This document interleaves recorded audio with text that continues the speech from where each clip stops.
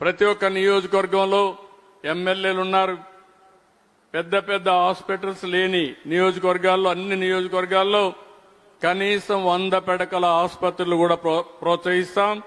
ఇది పీపీపీ మోడల్లో తీసుకొస్తామని కూడా మీకు హామీ ఇస్తున్నా. మీరు కూడా చొరవ తీసుకోవాల్సిన అవసరం బాధ్యత మీ మీద ఉంది. వెల్ఫేర్ ప్రోగ్రాం చెప్పాను.